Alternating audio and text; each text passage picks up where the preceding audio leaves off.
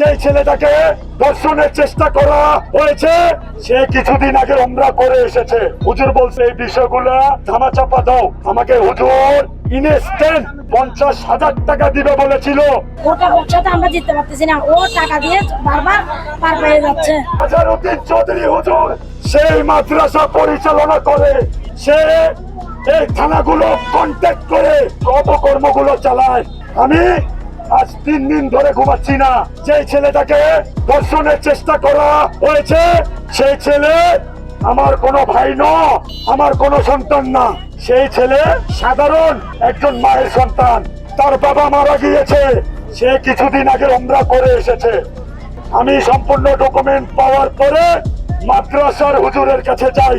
আমার 2 জন সহযোদ্ধা নিয়ে হুজুর ওনার পার্সোনাল রুমে আমাকে বসাবার পরে আমাকে বলেছিল, হুজুর ফয়সাল তুমি এই এলাকারই ছেলে, তুমি আমাদেরই সন্তান, তুমি এই মাদ্রাসা নিয়ে অনেক কিছু করেছো, অনেক কিছু সহ্য করেছো।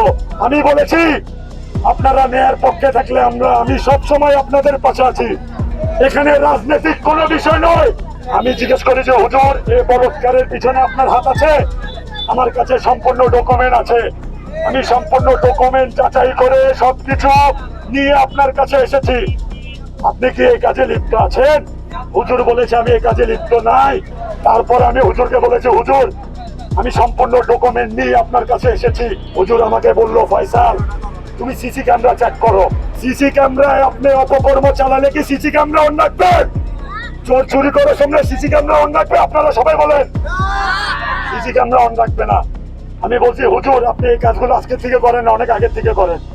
হুজুর বলছে ফয়সাল এই বিষয়গুলো তুমি ধামাচাপা দাও, আমি জানি তুমি পারবে। আমাকে হুজুর ইনস্ট্যান্ট 50,000 টাকা দিবে বলেছিল, সেই টাকাটা আমি নিই নাই। কারণ কেন?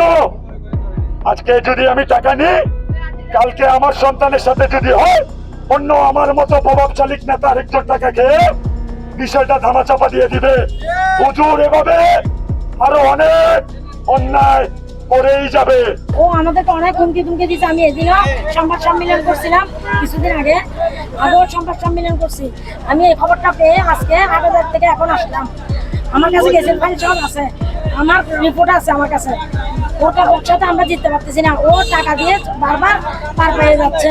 2023 সাল তখন আমার বাচ্চার বয়স ছিল 13 বছর। ইব্রাহিম আজহারউদ্দিন সাহেবের জিয়ের জামাই আজহারউদ্দিন।